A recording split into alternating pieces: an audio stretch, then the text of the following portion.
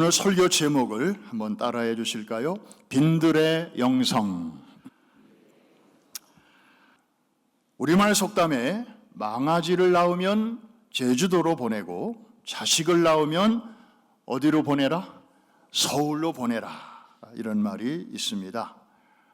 귀한 자식을 평범한 아이가 아니라 좀 큰일 하는 그런 일꾼으로 키우려면 기왕이면 큰 도시로 보내라, 그런 말이겠죠. 왜냐하면 대도시에 가면 좀 이렇게 문화가 잘 발달되어 있고 또 교육 환경도 아주 좋을 뿐만 아니라 또 괜찮은 출세한 그런 인재들이 많이 모여 있기 때문이죠. 그래서 그런 환경 속에서 이제 성장하고 교육도 받고 또 그런 사람들과 교제를 하다 보면 자신의 앞길에도 도움도 받고 또 네트워크도 이룰 수 있기 때문이죠. 세례 요한이 출생했습니다. 어느 부모가 다 그렇듯이 이 아이가 정말 잘 성장하고 또 출세하고 또 큰 인물이 되기를 원했다면 아마 보나마나 이 부모도 세례 요한을 그 당시 대도시로 보내고 싶어 했을 것입니다. 그 당시의 대도시는 어디였을까요? 예루살렘이었습니다. 거기가 바로 중심이었으니까요. 그리고 세례 요한의 부모는 오늘날로 말하면 목회자 집안 아니겠습니까? 그래서 정말 그런 종교적인 시스템이 잘 되어 있는 곳에 유학도 보내고 그렇게 하고 싶었을 것입니다. 그런데 그들은 그렇게 하지 않았습니다. 왜냐하면 이 아이가 잉태되었을 때부터 그들은 하나님이 이 아이를 어떤 그릇으로 쓰고 싶어 하신다고 하는 것을 알고 있었기 때문입니다. 이 아이는 복중에서부터 성령의 충만함을 입은 아이였습니다. 그래서 이스라엘을 하나님께로 가까이 안내하는 그런 역할, 사명을 맡은 아이라고 하는 것을 부모들이 알고 있었기 때문에 그저 이 아이가 그저 세상에서 출세하는 그런 길보다는 어떻게 하면 하나님의 사람으로 잘 클 수 있을까, 이런 바람을 갖고 있었죠. 그래서 그 부모가 이 아이를 보낸 곳이 어디였을까요? 한번 찾아볼까요? 누가복음 1장 80절 말씀입니다. 자, 다 같이 한번 읽어보겠습니다. 시작. 아이가 자라며 심령이 강하여지며 이스라엘에게 나타나는 날까지 빈들에 있으니라. 오늘 설교 제목이 빈들의 영성인데 바로 저기서 따온 말입니다.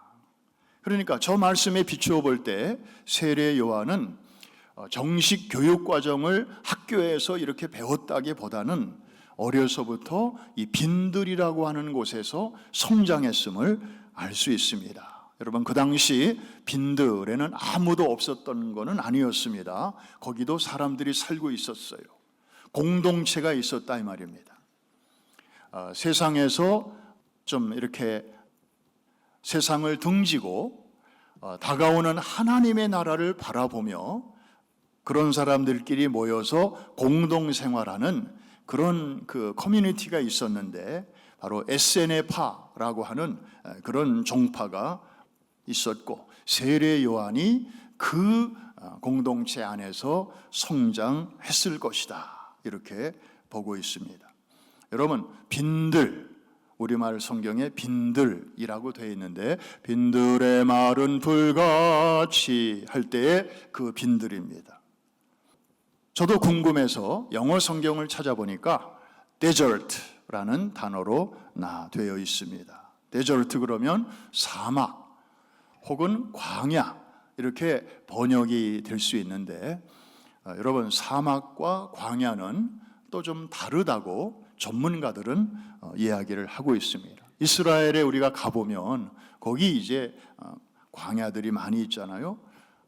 사막이 아니고 광야입니다, 이렇게 가이드 하시는 분들이 설명을 하세요.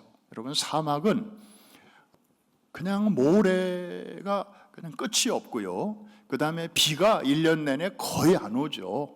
그리고 나무도 뭐 거의 안 보이고, 뭐 가끔 뭐 오아시스가 좀 있고, 그게 이제 사막이라면 광야는 그 잡목들도 곳곳에 좀 있어요. 그리고 비도 가끔씩 뿌려져요. 그럼 비가 오면, 많이는 안 오지만 조금이라도 오면 그 빗물들이 이렇게 모여가지고 또 살짝 강을 이루기도 해요.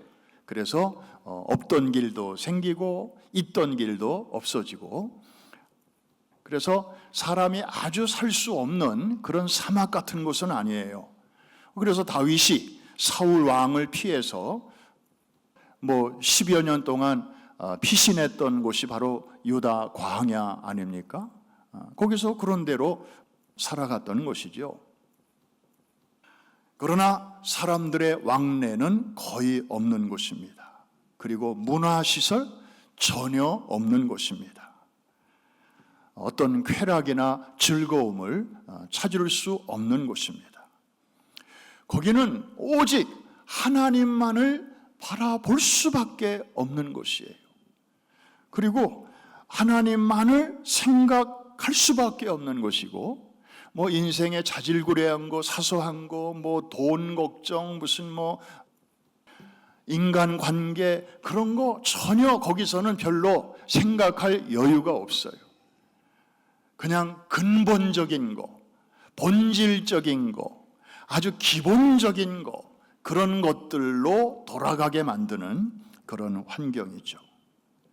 그래서 그런지 이 빈들은 세상의 소리는 완전 차단되고 하나님의 말씀이 아주 잡음 없이 청아하게 깨끗하게 들리는 곳이었습니다.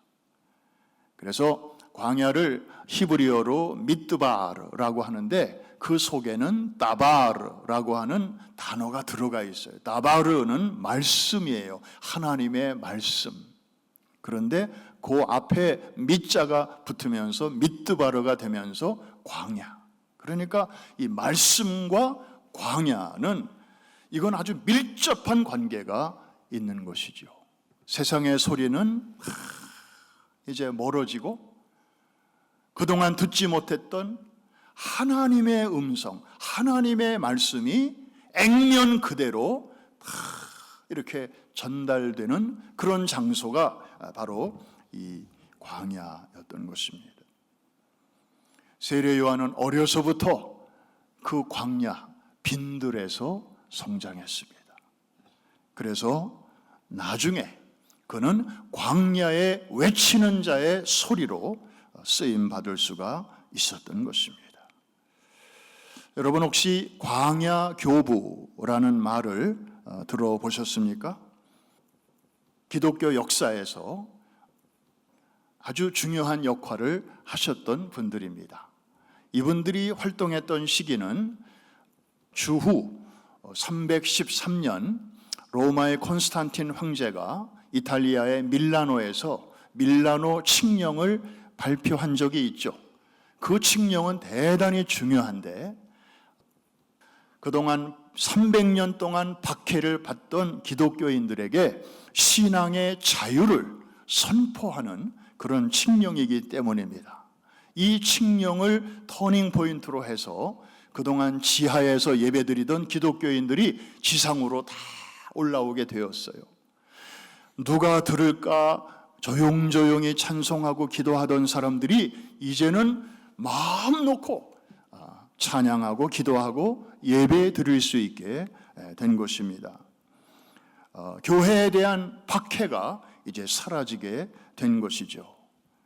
300년 동안이나 정말 목숨 걸고 주님을 섬겨야만 했던 그런 분들에게 이제 놀라운 승리가 주어지게 된 것이죠. 그런데 역설적으로 이 사건은 시간이 흐르면서 보이지 않는 사이드 이펙트, 부작용을 만들어내었습니다.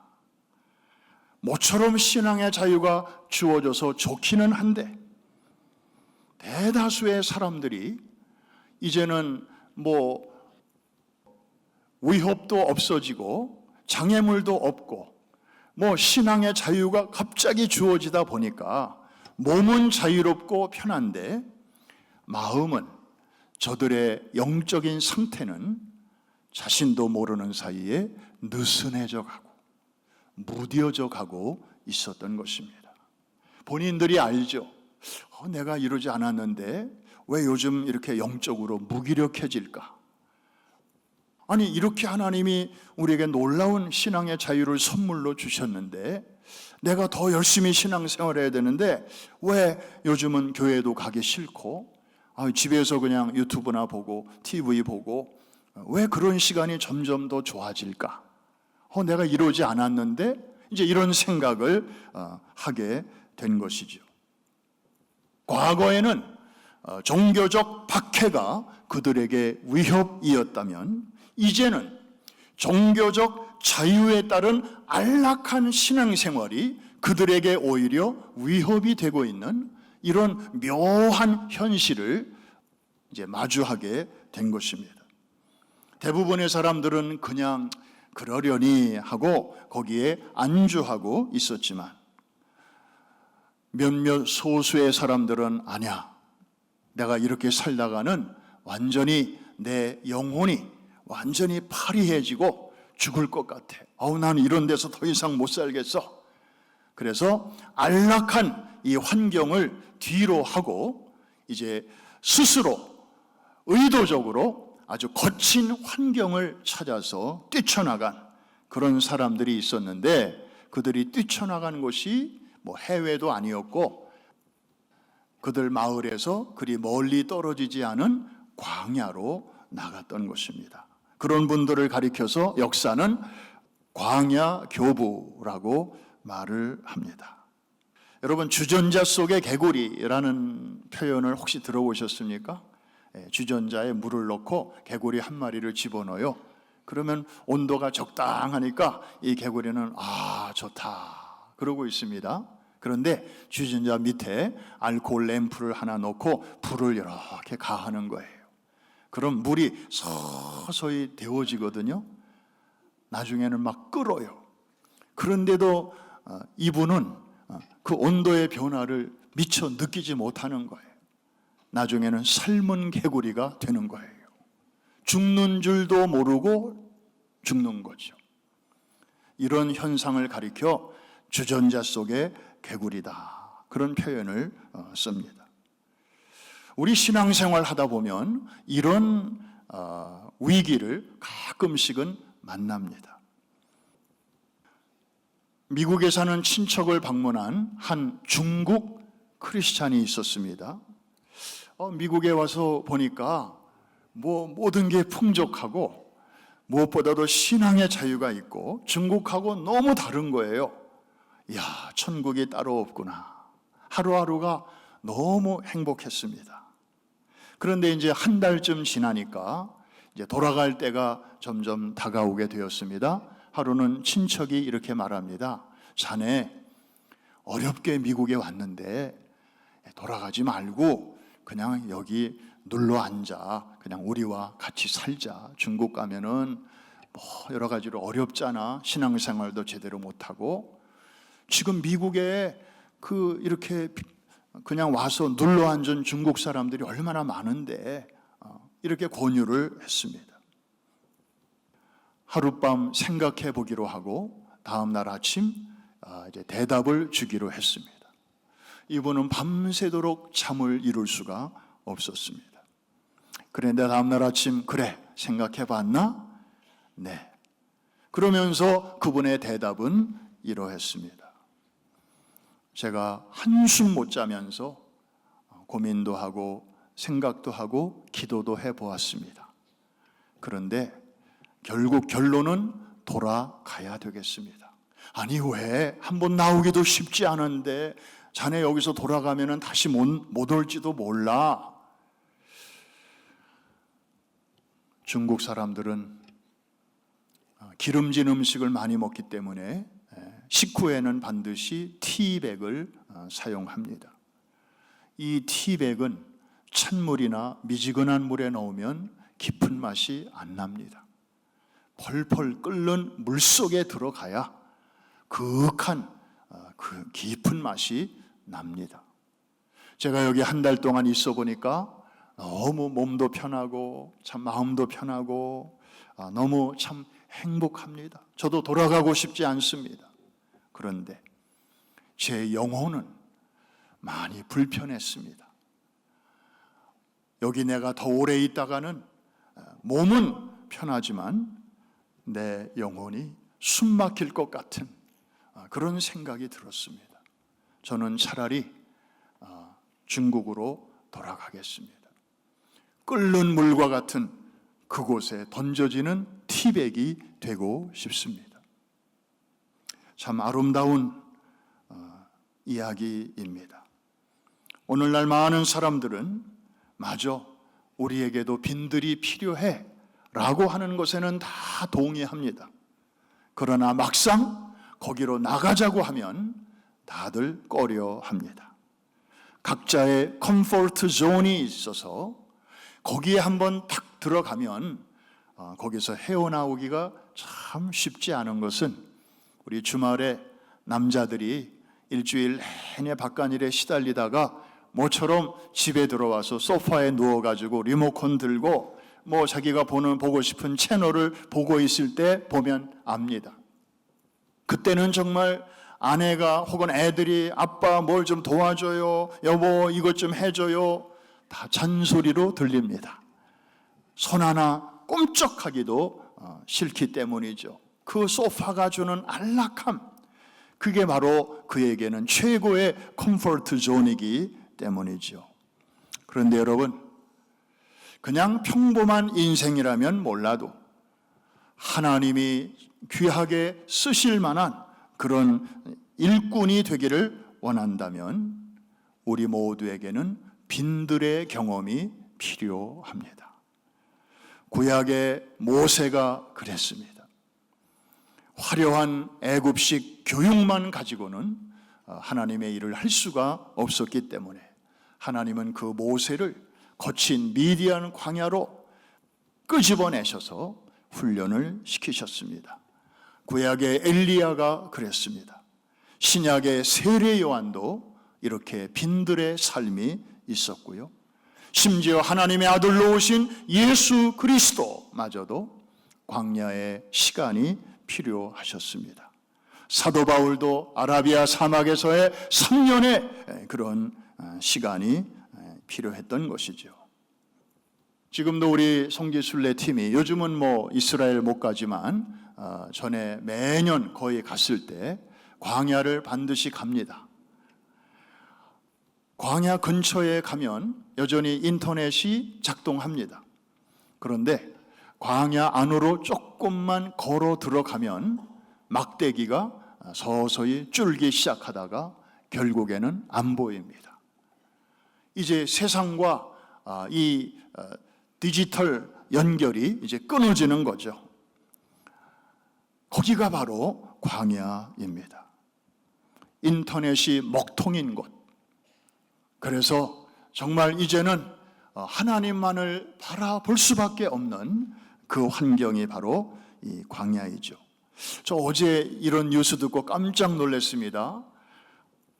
브리티시 콜롬비아 대학에서 실험을 했는데 어떤 사람들에게 2주간 동안 인터넷이 먹통이 되게 했대요.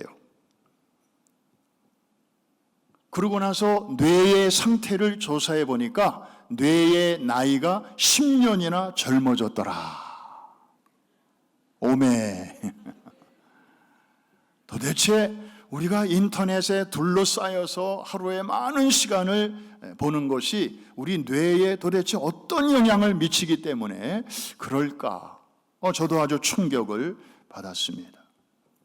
여러분, 빈들로 가면 여러분의 뇌가 젊어질 수 있습니다. 거기는 인터넷을 켜도 연결이 안 되니까요. 여러분, 우리 모두에게도 빈들이 필요합니다. 주님의 음성을 듣고 주님만을 깊이 생각하는 그런 시간과 장소 말이죠. 우리에게만 필요한 게 아니에요. 특별히 우리의 자녀손들에게는 더더욱 필요합니다. 우리가 아이들을 세례 요한처럼 어려서부터 빈들에서 그렇게 키우지는 못한다 할지라도 시시때때로 우리 자녀손들로 하여금 빈들을 경험할 수 있도록 도와주어야 합니다. 그건 우리가 할 수 있잖아요. 그래야 AI의 시대를 이 우리 자녀손들이 뚫고 나갈 수가 있습니다. 여러분, 이 AI가 얼마나 벌써 우리 생활 속으로 들어와 있는지, 여러분들이 운전하고 있는 자동차 안에도 이미 들어와 있고요. 뭐 핸드폰은 말할 것도 없고, 집에서 청소하는 그 로봇 청소기, 얘네들이 얼마나 머리가 좋은지, 작업하다가 먼지가 좀 쌓이면 그거 중간에 지가 가서 그 문제 해결하고, 그리고 다시 아까 청소하던 그 자리로 정확하게 돌아와요. 그리고 이 일을 계속해요. 휴머노이드 로봇, 거의 사람과 비슷한 수준이에요. 프로 탁구 선수와 탁구 치는 거 여러분 보셨죠? 탁구를 얼마나 잘하는지 몰라요. 사람이 쩔쩔매요. 여러분, 지금만 해도 AI가 점점 사람이 하는 일을 빼앗아가고 있는데, 앞으로 5년 후, 10년 후, 특별히 여러분의 자녀손들이 성인이 되었을 때쯤 되면 이 세상은 완전히 판도가 달라져 있을 것입니다. 그런데 여러분, 한 가지를 꼭 기억하십시오. AI가 사람이 하는 거의 모든 일을 다 뺏어갈 수 있다 할지라도 저들이 감히 범접할 수 없는 영역이 하나 있습니다. 그것은 바로 영적인 부분입니다. 이 영적 세계는 정보의 세계가 아니고 데이터의 세계가 아니거든요. 그거는 정말 하나님의 영이 운행하시는, 인간의 영 안에서 역사하시는 그런 공간이기 때문에 이거는 기계가 감히 거기에 끼어들 수가 없는 것입니다. 할렐루야. 그래서 정말 이 AI가 얼마나 지금 엄청난 속도로 사람의 그 하는 일을 위협하는지, 얘네들은요 커피도 안 마셔요. 화장실도 안 가요. 뭐 점심도 안 먹어요. 그리고 24시간 그냥 일할 수 있어요. 휴가도 안 가요. 월급 올려달라 소리도 안 해요. 가끔 고장나면 뭐 고쳐야 되지만 진짜 무서운 애들이에요. 그리고 암 진단도 노련한 의사보다도 더 정확하게 진단하고요. 그 다음에 뭐 판결문 같은 것도 그냥 뭐 수십 년 전에 판례까지 그냥 몇 초 만에 다 그거를 섭렵해서 최고의 판결문을 주인님 여기 있습니다 하고 딱 대령하고요. 진짜 놀라울 정도예요. 그러나 앞으로 5년, 10년, 30년 후에라도 AI가 감히 넘볼 수 없는 영역은 바로 이 영적인 영역이에요. 영성의 영역이에요. 할렐루야. 그래서 우리의 다음 세대들을 그냥 미국에 와서 그저 밥 잘 먹여주고 옷 잘 입혀주고 좋은 학교에 갈 수 있도록 뒷바라지 해주고, 그게 이민 가정의 부모가 해야 할 최고의 덕목은 아니에요. 그렇게 해가지고는 AI의 시대를 아이들이 이겨낼 수가 없어요. 보나마나 다 져요. 바둑도 졌고요, 탁구도 져요. 이제는 뭐든지 다 져요, 사람이 경쟁하면. 그러나 이길 수 있는 거의 유일한 영역은 바로 이 영적인 부분이거든요. 그래서 우리 아이들이 가정이라는 둥지와 교회라는 울타리를 벗어나기 전에 정말 부모의 하나님 가지고는 안 돼요. 자신의 하나님을 인격적으로 만나야 될 줄로 믿습니다.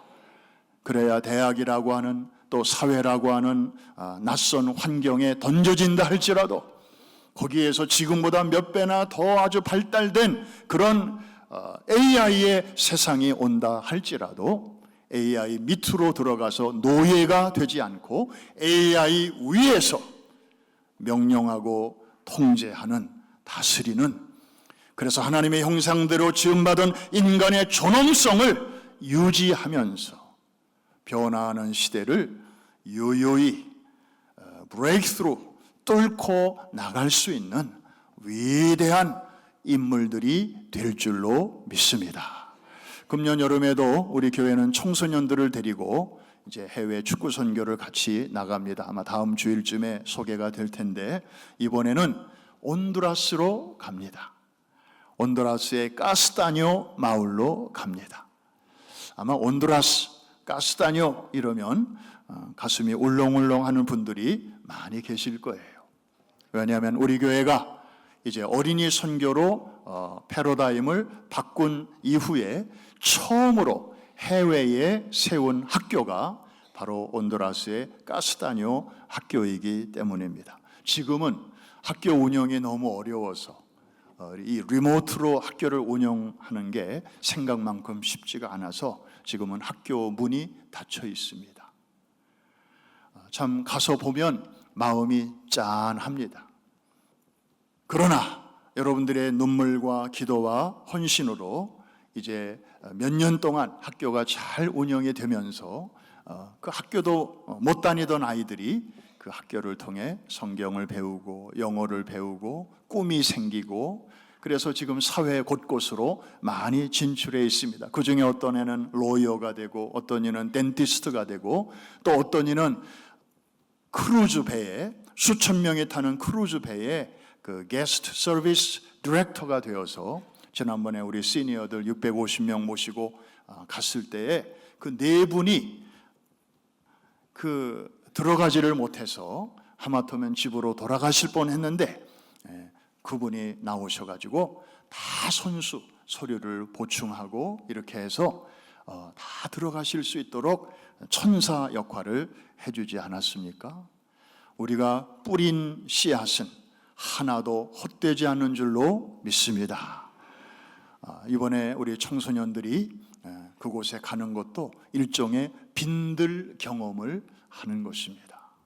정말 열악하고 정말 미국과 비교해서는 너무너무 상태가 안 좋은 그곳에 가서 우리 1세들이 사역했던 그 현장에서 이제는 그 다음 자녀 세대, 손자 세대들이, 손녀 세대들이 이제 새로운 아이들을 맡아서 이렇게 섬기고 수고하는 그런 대장관이 펼쳐지게 될 텐데, 이번에도 한 100명 가까이 아이들과 교사들이 함께 가서 섬기게 될 것입니다. 여러분, 아까 우리 탄자니아 선교 보고 들으셨죠? 우리 아이들만이 아니라 사실은 우리 어른들도 이 빈들의 경험이 1년에 몇 차례 필요합니다. 저렇게 선교의 문이 열려져 있을 때 여러분 도전하십시오. 탄자니아라든지 볼리비아라든지 또 우리 중남미, 금년에도 여러 선교 프로젝트가 지금 열려져 있습니다. 여러분, 이 모든 여행이 그렇듯이 여행은 이 가슴이 떨릴 때 가야지, 다리가 후들후들 떨릴 때 가면 고생입니다. 그래서 정말 내가 더 나이 들기 전에, 그리고 건강에 지금보다 더 나빠지기 전에 빈들에 한번 갔다 와야 되겠다. 거기서 도시에서 듣지 못하던 하나님의 음성을 내가 듣고 싶다. 정말 잡음 없이 하나님의 그 생생한 음성을 내가 거기서 한번 만지고 싶고 느끼고 싶고, 그리고 그분들을 도우면서 그것을 깨닫고 싶다. 그런 마음이 있으시다면 그 빈들은 여러분에게서 그리 멀리 있지 않습니다. 우리 교회는 빈들이 굉장히 가까이 있는 교회입니다. 이해가 되시면 아멘 하십시다. 굳이 그렇게 멀리 어렵게 갈 필요가 없어요. 마음만 먹으면, 주보를 보면 그냥 빈들의 기회가 수시로 우리에게 다가옵니다. 사랑하는 성도 여러분, AI의 시대가 점점 깊어가고 있습니다. 또 세상은 점점 더 복잡해져 가고 있습니다. 한국에서 들려오는 소식, 또 미국에서 들려오는 소식, 또 세계 각처에서 들려오는 소식, 편한 소식보다는 힘든 소식들이 점점 더 많아지고 있습니다. 이럴 때에 세상이 주는 스트레스와 싸우다가 이 한 번뿐인 인생을 그렇게 치열하게 살다가 갈 것인지, 아니면 틈틈이 우리 하나님이 들려주시는 그 천국의 세미한 음성을 우리가 들으면서 그 힘으로 또 세상으로 돌아와서 주님과 함께 동행하면서 그렇게 힘차게 살다가 갈 것인지, 선택은 바로 우리 앞에 있고 결정은 여러분의 몫입니다. 그 결정에 따라서 우리의 삶의 질이 달라지고 또 내용이 달라지게 될 것이고, 특별히 우리의 다음 세대들, 지금보다 몇 배나 더 급변하는 시대 속에서 우리 자녀들의 장래를 좌우하게 될 것입니다. 빈들의 영성으로 승리하는 우리 모두가 될 수 있기를 주의 이름으로 축복합니다.